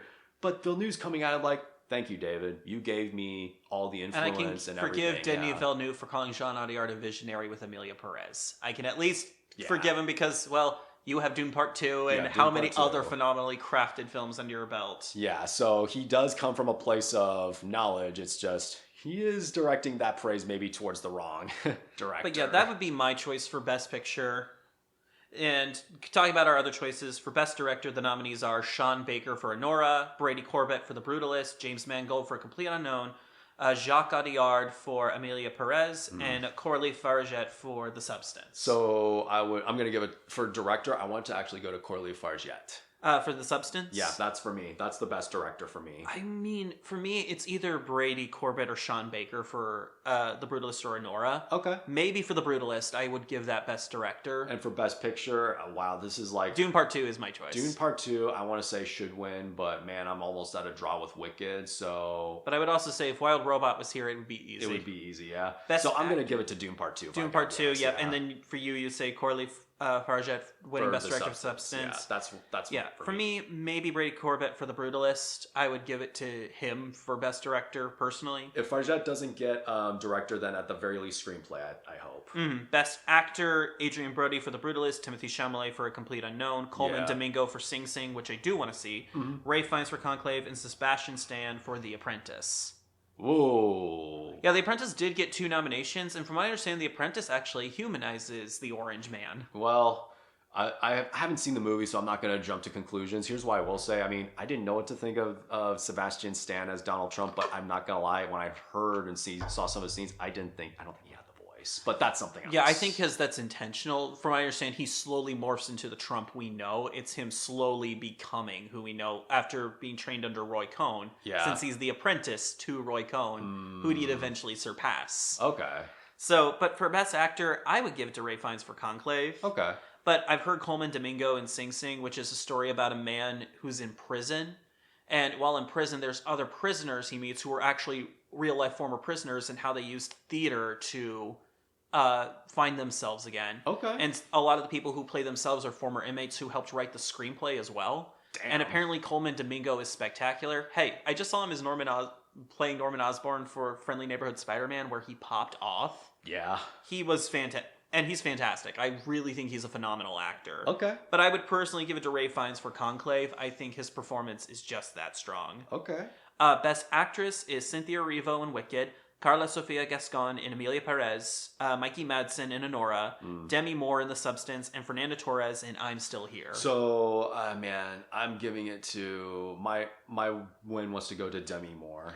For me, it's Mikey Madsen. I would not be upset if Demi Moore wins. As I wouldn't be upset if Mikey Madsen wins either. Yeah, I think those two are just fantastic. Best Supporting Actor, Yura Borisov for Anora, Kieran Culkin for A Real Pain, Edward Norton for A Complete Unknown, Guy Pearce in The Brutalist, and Jeremy Strong in The Apprentice. Probably Guy Pearce. Yeah, for me too. Guy Pearce is just awesome in this. He really stood out for that movie. And I'm really happy he's back because I thought he was great in Memento as well. Oh, I love Memento. And L.A. Confidential, despite the fact that he's also acting alongside Kevin Spacey.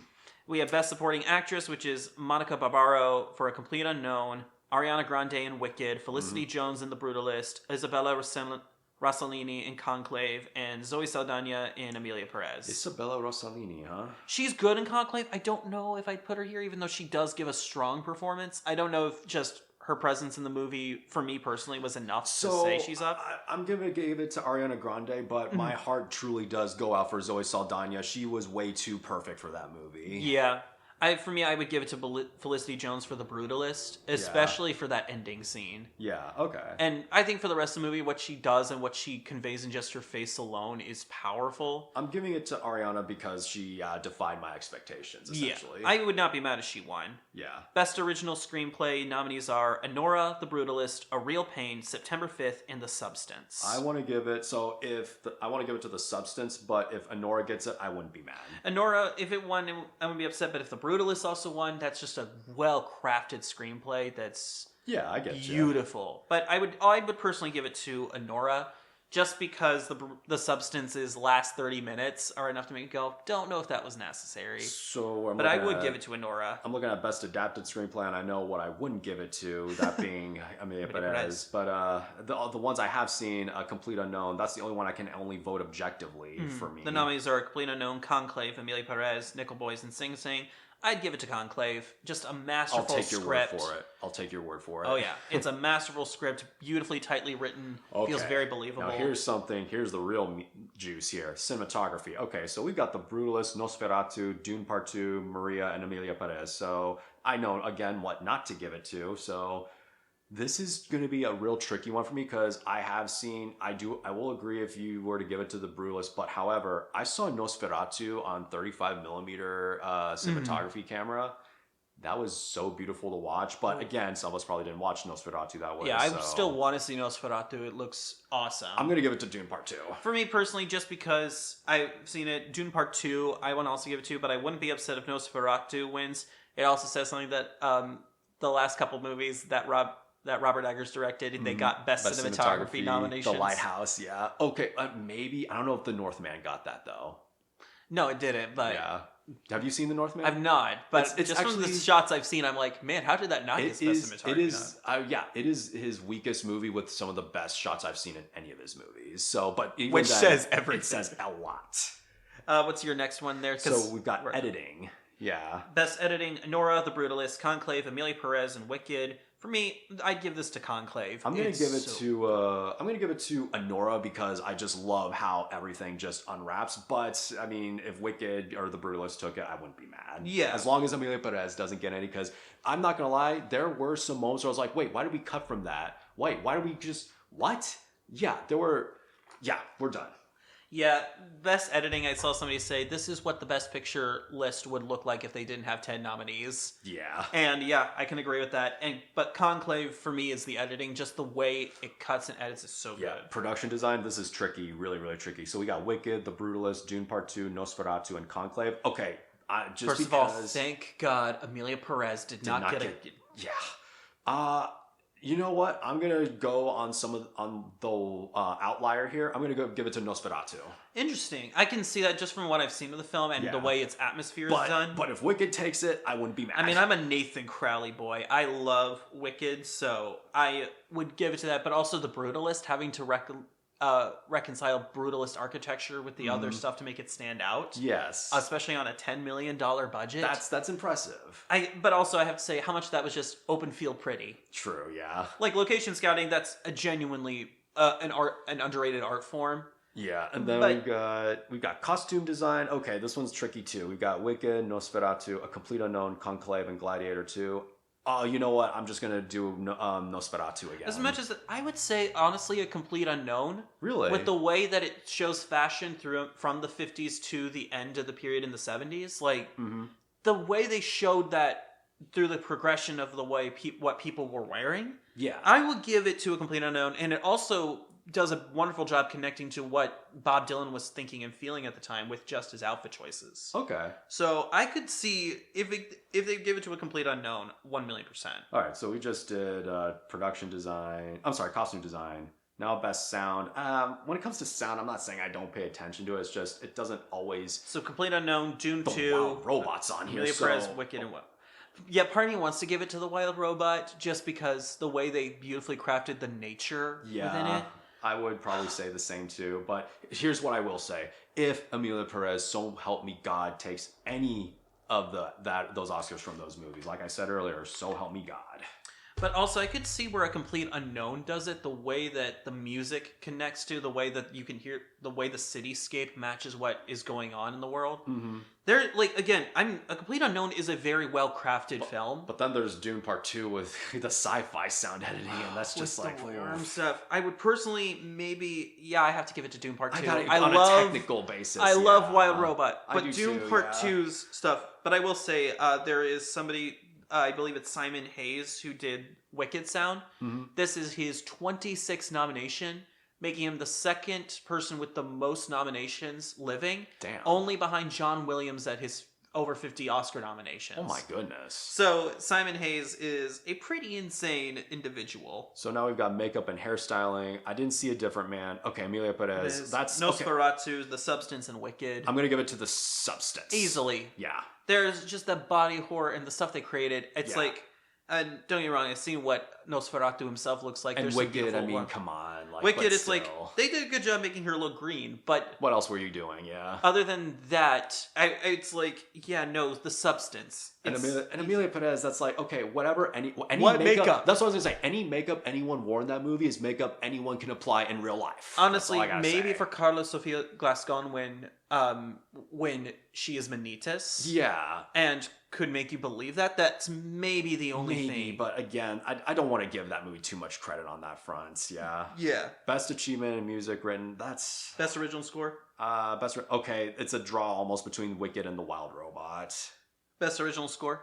Best original score? What's I'm sorry, that's best category? music original score, my bad. I didn't know what you were on. I was on music written for the motion picture. Oh, best original song. Best original song. Yeah. Okay, so honestly, just because Kiss the Sky isn't here, like, what? Yeah. You nominated El Mal and Mi Camino from Emilia Perez? Yeah. So if you don't remember those songs, El Mal is the one that Zoe Saldana sings at the gala, and she's like, but look at how corrupt. I hate that. Yeah, I hate that sequence. Yeah. Which, here's the weird thing. One, that is a very sexless character acting sexy. I don't know why. Yeah. Two, it has no bearing on the plot. No. Sure, they're all corrupt. We know that. Why? Yeah. What does it... It's just Zoe Saldana flexing again that she is way too good for this movie. Exactly. And then Mi Camino, that's the one that Selena Gomez sings like at the karaoke bar with her fiance. Really? It just sounds like a... Okay, here's why I will say the one song I did like, even though I don't want to give this movie too much credit. The one song in the movie I did like was the song about when the son sings about how Amelia smells like her his father. So from what I understand, But- I've asked some friends of mine who are trans, they're like, actually your smell does change when you transition. Okay, so now that I know that, I can retract that doesn't- statement. Yeah. And he's just listing off stuff that the kid's just singing, you smell like this, and this, and this, and this. That and too, this. yeah. That's it. It felt like, okay, the thing is, I'm sure on paper or in the director's mind, probably he thought it was nice, but yeah, now that you're breaking it down, yeah, it doesn't make sense. Just on principle, because I love Elton John, just give it to Elton John for Never Too Yeah. Late. And just don't give it to Emilia Perez either. Unfortunately, I haven't seen Sing Sing or the 688, so I can't comment on those. I But... can't either. Visual effects, Dune Part 2, easily. Yeah, visual effects, I'm kind of with you on that one, because Alien Romulus, as gorgeous as some of those effects were, the weird deepfake Ian Holm did take people out of it. I actually didn't mind the deepfake Ian Holm personally, but I understand why people. Better Man, it's the singing monkey. I mean, that's hard to do. Kingdom of the Planet of the Apes. I need to see Monkeys. that because that looked awesome. And Wicked, as gorgeous as they did combining the effects together, Yeah. that I'm gonna have to agree with you. Dune Part 2, I think, just did it so gorgeously. It's such an epic, man. Like that, Wicked is like such a close second with Dune Part 2. Yeah. If Wicked won Best Visual Effects, I wouldn't mind. All right, so I'm skipping documentary for the time being. Going to animated, I think that's an easy give. I mean, I just want to gush about all of them though, real quick. Yeah. Flow is this beautiful. It's a beautiful film from Latvia, made entirely in Blender, and all of those animals they're silent, but you know their personality and who they are within just a couple of scenes. You have Memoir of a Snail. These are the two I haven't seen. Yeah. Memoir of a Snail, though, is an R-rated film. It comes from the same people who made Mary and Max. Yeah, I remember that one. And apparently this one is way more sadder and way more hard to watch. Oh, no. But it tells a really powerful story, so stop motion. And then Yeah. Wallace and Gromit, I'm a Wallace and Gromit fanboy. Vengeance Most Foul was like a warm blanket and a hug. It was such a comforting, cozy movie. Yeah. That made me just so happy to see them again. And while it's not as good as Curse of the Were-Rabbit, it's still awesome. And it's still great. And they returned Feathers McGraw. Like, what? You'd return one of the great cinematic villains who wasn't even in a movie to just a be short, here? but he did make, that just shows you how much of an impact he made. And I mean, Nick Park, getting back, Nick Park is the reason we have the animated feature category. Yeah. And so, it's so incredible. And then, of course, Inside Out 2. I cannot gush about this movie enough. I can't say enough either. Like, it was just that amazing. They really elevated the story. Those almost 10 years were definitely worth the wait, but I hope it doesn't take this long for a third one if they ever do. Yeah, Kelsey Mann and Mark Nielsen did just a phenomenal job making this film, and what a good palate cleanser, especially after Wish. Wish and Lightyear. Yeah. And what's even more impressive about Inside Out 2, I've had many friends of mine who are parents who said this movie has been so helpful in talking to our children. Yeah. Any movie that does that. And just a movie, again, how I spoke throughout this whole episode, just in terms of craft, like how they show the evolution and development of how we are as we're growing. I love how they did. They brought in some aesthetics from a movie I wasn't that huge a fan of, Avatar 2, actually, with like that whole room with like a river of memories. Like that was so beautiful. I love my mom, she's a child psychologist. She's a child psychiatrist. She ate it all like it was candy. She loved every minute of it. And of course, though, the one that I feel should win because it's just my favorite movie of the year is The Wild Robot. I mean... And the fact is, I'm glad it got nominated for a few other things, but it should be nominated for Best Adapted Screenplay over Emilia Perez. It should get a Best Director nomination for Chris Sanders. Those are some of the snub. That's the biggest snub out of all of them. Yeah, The Wild Robot's not even a Best Picture nod. Yeah. Yeah, I would everywhere Emilia Perez is, I would probably swap it out for The Wild Robot. Yes. It's just that good. Yes. Give all those nods to The Wild Robot. But please. I will say, as much as I adore The Wild Robot and I want it to win, if any of these are called, I'm not going to be upset. I won't be too upset either, but I will continue to recommend The Wild Robot. I'll continue. I would recommend all 5 of these, though. For sure, yeah. Animated feature feels like they completely flexed on every Academy nominee this year. Because what's so cool is, yes, we have one film that you could argue is, basic in terms of 3D CG, but then we have another film with The Wild Robot, which played around with it. I don't know what Flow looks like, but then we got stop motion all around the globe. It's just, it feels Memoir nice. And Wallace and Gromit, it's just so good. This category did not need to go as hard as it did, but animation... keep going like this. This was wonderful. Yeah, and unfortunately, we didn't get to all the documentaries, let alone... Did you get to any of the international stuff? Okay, I'm Still Here, and Emilia Perez. And Flow. Okay. Honestly, if Flow or I'm Still Here is called, it'd be stuck it, Emilia Perez. Suck it. Suck it. So, yeah, really happy. Can't wait to watch this. I don't think we talked score yet, though. I think we may have flip-flopped a little bit with that one. So a score, I think the Brutalist was on there along Brutalist, with Conclave, Emilia Perez, Wicked, and The Wild Robot. So I will take your word for it if it goes to Conclave with that score. Conclave, I would say the Brutalist's score though was so intriguing because it was very melancholy but hopeful. But The Wild Robot The Wild Robot is the one I'd pick. Chris Bauer's music is genuinely insane. And I even went back and looked at some of the other stuff he's done and I realized, this guy's been incredibly underrated. Yeah. He did the score for, what was the Will Smith movie he won for? Will Smith. Will Smith's Oscar-winning film. Oh, King Richard. Yeah, he did the score for King Richard, and Yeah. as I was listening to that score, I was like, man, this score is underrated. It's beautiful. Yeah. And the other stuff he's done is insane. So for the Wild Robot, I want Chris Barris to win, but if it does go to Daniel Blumberg for The Brutalist, I'll understand. Yeah. Because there's some moments with that violin that come in is just like, holy crap. Man. So those are the two I'd be happy winning. But Wild Robot, of course, I want that to win. Yeah, same. But other than that, yeah, this year's Oscars, I would say at first I was a little disappointed, but as I've gone through them, other than Emilia Perez, which feels like a stain on this year. Yeah, it does. Everyone feel like a else stain. feels like sleeper hits that deserve everyone's attention. All honest to God, I mean, I remember a few years back, I remember Black Panther got nominated for Best Picture at one point. I was like, why? And this would have been one of those cases where it was like, had Deadpool and Wolverine got nominated for Best Picture, I would have been more understanding even.